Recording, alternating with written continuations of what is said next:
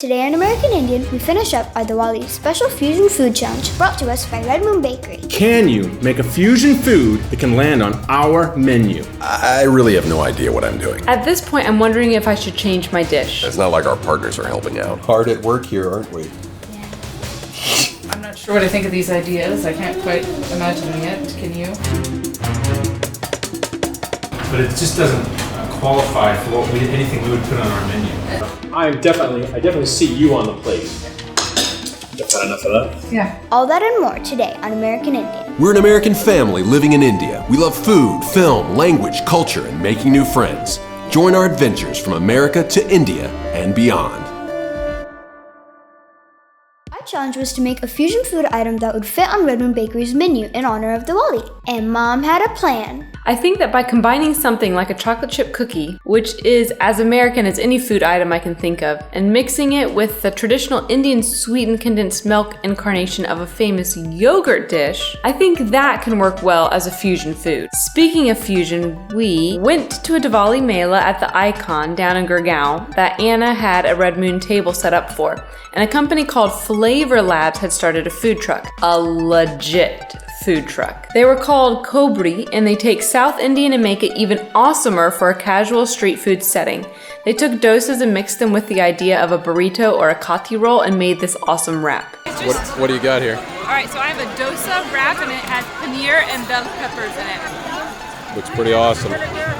Fusion food! Yeah, those were amazing. I got the one with the fish. It was brilliant. That's the kind of thing we want to be doing, taking something classic and making it pop in a new way. But I got to thinking about holidays, and as much as I love chocolate chip cookies, they don't make me think of holidays as much. For me, a cookie that comes to mind is the Snickerdoodle. A Snickerdoodle is a cinnamon cookie, and it's made in the holidays. So making a slight course correction in the dish, but I think it will still be good. My husband, well, he wasn't exaggerating when he said his dish prep of choice was Pop-Tarts. So I decided to help him out a bit. I had started to watch some Malpua recipes on YouTube, found Nisha Madhulika's recipe, and it seemed doable even for a guy like me. आज हम मालपुआ बनाएंगे मालपुआ के साथ में खीर का See, we're gonna replace the kheer with some cream cheese frosting. और ये बहुत ही स्वादिष्ट बनता है. Even got Rohan to sit and watch it for a bit. Not really sure who picked up more of it, honestly. But her recipes are real good and real straightforward, and so I thought I could probably take that and try it out. Well, Melissa helped out with the whole theme of the dish, and she found a recipe online for me. In the recipe Mel found, though, they recommended sweetened condensed milk instead of the regular milk Nisha Madhulika had recommended. I mean, I like sweet, so it sounded good to me. But then something happened. I didn't have Malpua batter that was ready to be fried. I just had what looked like lumpy flour. I'm not going to make a smooth batter, no matter how much you mix that. I think she sabotaged me. You know, you think you know a person, live with them for 10 years, married, and all it takes is a contest. And I don't know what I'm going to do. I really thought this was a good Malpua recipe. I mean, sweetened condensed milk is used in a lot of sweets here. It really wasn't intentional. So I just told him to add more milk. That recipe really must have had its proportions wrong. So we added milk and more milk and more milk, and it still wasn't right. The color got messed up. It's supposed to be red velvet, not pink Hello Kitty. Yeah, I mean, that red food coloring is pretty potent. Oh no! He's got one of those. Sorry, I didn't really think about the consequences of that act. My whole life I've been doing other stuff, and at this moment in our kitchen, it hits me. I was meant to be a grade B horror film prop designer. It looks like brains. Yeah, it definitely looks like either brains or some alien from a David Cronenberg film. But as far as the dish goes, there's no way this is going to look appetizing. Meanwhile, mine is going according to plan. What I believe it should look like if you're actually cooking food someone wants to consume. My dish is coming along. The rubbery is bringing some challenges of its own. Make that first. Get it in the fridge so it can cool. I gotta get it in the blast chiller so it can cool. For everyone watching, that was my wife's attempt at an Australian accent. I've been checking on my rubbery. I was a little scared that it wasn't setting thickness to it, but I put it on this. plate, hoping that thinner in the freezer, it will help it set. Blast chiller. So, in the blast chiller. But then I tried frying one of my cookies and it didn't work so well. So we're going to baking, which is fine. I think it'll be a delicious baked good. Meanwhile, our helpers. That's good. That's good. Let's get in the zone there. All right. Where's your sous chef at? I think she's on YouTube watching Minecraft videos. Hey, what can I say? I'm a kid. I was thinking for a second there that Rohan might turn out to be an asset. Maybe he'll sabotage Melissa's dish. Hey, your cooking partner is... He's missing your weapon. But it was a short-lived assault. He really needs to work on his discipline in blitzkrieg offensives. Oh, sorry, General. The enemy deflected my first round of mortar fire. I'll just go hide out in my foxhole and act cute. Babies, man. I mean, seriously, they're not a good wartime ally. It comes time for Ford to start deep frying his batter, and that's when the reality of Ford's lack of kitchen expertise really begins to show. Hot things are hot. No, totally didn't. He almost burns his hand multiple times. Yeah, chefs and cooks, I've determined, are magicians. Having trouble there, Ford. I'm just thinking. How do you get the batter to submerge in a deep frying situation in a circular form and come out looking round without looking like this? Mine looked like a heart. In a way, it looked like the cute Valentine's kind of heart, but from another angle, it looked like an actual human heart. Like Mola Ram had deposited a human heart into my frying oil. It was gross. You're thinking that's not edible, but then something weird happened. Hey! It's not pretty looking, but it doesn't taste bad. No, your oil is way too hot. I'm a chef! It didn't taste bad. Didn't taste bad? What? It tasted amazing considering what it actually looked like. I mean, if this were a Halloween special, I win automatically. Oh, look how disgusting that human heart looking thing is. Oh, it tastes delicious. But this isn't Halloween, it's Diwali, and I don't think Diwali is the time to put human hearts on a plate. My baking setup is ready. The rubbery, I think it will work. I know the presentation is going to be my downfall. All right.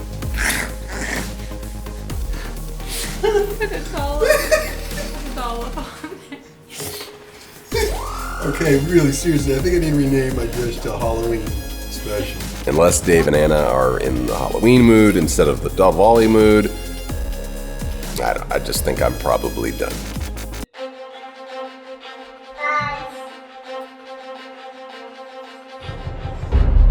Good job. So you're finished preparing the food. Now it's time for judges' table. Please bring your dishes. We're eager to try them.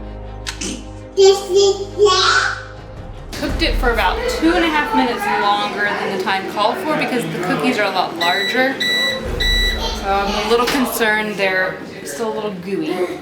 I'm thinking that if they kind of sit and cool a little bit, hopefully they'll stay together. Well, it's the moment of truth. The Diwali dessert that we have made for you is a rubbery stuffed snickerdoodle cookie. Snickerdoodle made me think of Christmas time in America, and then rubbery is a traditional Indian sweet. This is the fusion food dessert we have made for you. Please enjoy. So when we talked last time, I think you were talking about deep frying, and I think maybe it was a different kind of cookie. Yes. So what happened?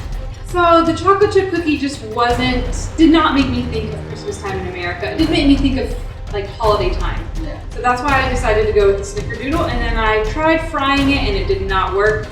So we went ahead and baked it. Okay. So are you guys both happy with your final product?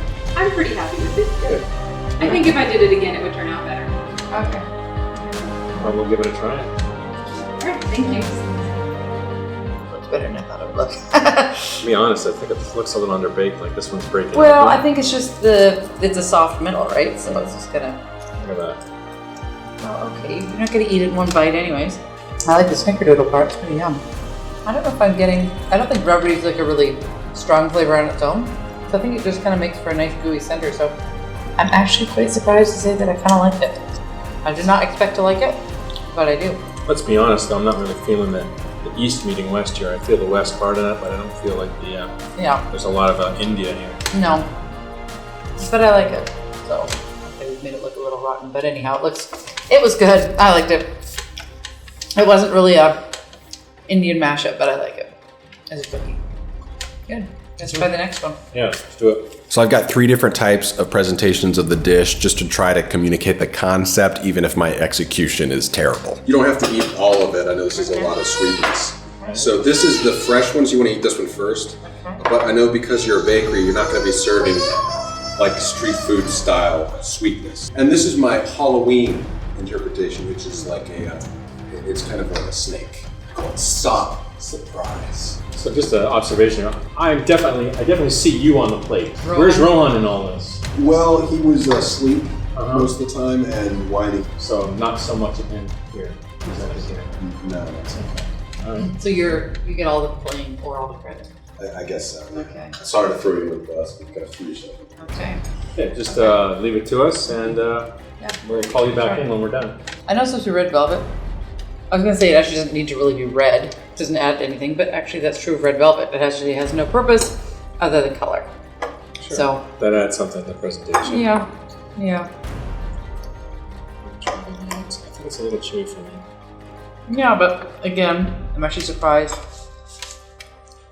that I don't hate it. I didn't expect to really like either of these dishes, but I don't mind it. But actually, I like the warm cream cheese and gloop on top. As a dessert, it's probably not so bad, but I don't know how you'd sell that in a bakery. Well, let's just start out by saying we're actually really pleasantly surprised, blown away. You, Mr. Pop-Tarts, I think you did a lot more than we ever expected that we would get from you, so congratulations on that. Thanks. I think what I liked about it was the challenge was definitely a fusion of East and West. And I felt like both of you attempted to do that. I felt Ford's dish definitely nailed that better than your dish did, girls.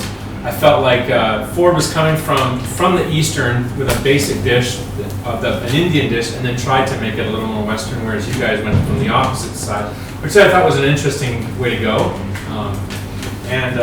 I think Ford came closer to melding those two cuisines together, yeah. I'm really happy that the judges enjoyed the taste of my dish. I do understand what they said. I really do think the East didn't shine so much. The West part of my dish definitely overpowered that. Thanks. Good job. I did have a lot of help from my But I wouldn't competitor. clap too much because in the end, yours is the one I'd like to eat. So that may have melded it together more, but in the end, I would eat yours first. Thank you. But would it make it on your menu? If either are going to make it on our menu, it would have to be the girls. So. I think we all kind of knew this was going to be the verdict. Good job. Thank you. That means you win. Happy Diwali. I won! Now, Red Moon Bakery's not putting my dish on their menu, so I guess really it's more of a half win. I'll take that half victory, thank you very much, but I didn't lose. So that means Ford, you and Roman can go and pack your spatula and leave the kitchen. Rohan, get over there! You know, I put myself out there. I can go to the next challenge with my head held high because I took a part of India that's been special for me for a decade and tried something new with it. And in all seriousness, I think there could be something. So if there are any cooks in the audience, try red malpua with a cream cheese frosting. Tell us if you can make it work because I think this could be a fusion food sweet win in the right hands.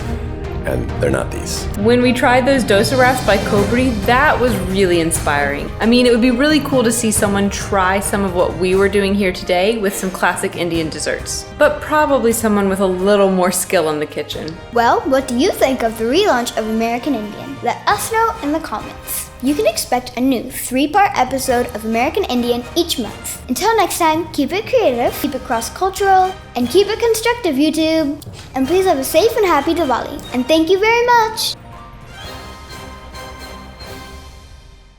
Special thanks to Dave and Anna and Sarah and all the crew at Red Moon Bakery for letting us hang around and invade their space with cameras for a while. Check out Red Moon at the links provided below. If you're in the Delhi area and want some awesome Western-style baked goods, they've got some scrumptious Diwali specials going on right now, so check them out. Also a shout out and a special thanks to Nisha Madhulika. Just easy to follow, awesome recipes. I really wish I had followed her recipe instead of being sabotaged by my competitors. Links to her website are below and you can click here to see the full malpua recipe on her channel. Also, we really love the fusion food goodness prepared for us by the folks at Cobri at the food truck in Gurgaon. Links to their info is in the description. If we ever get to the point of pulling off a fusion food combo the way they did, that would be awesome. So check them out. Please don't forget to like, share, comment, and subscribe. And of course, if you do want to support the show, click here. Thanks again, everyone, and we'll see you in November when Melissa takes the directorial reins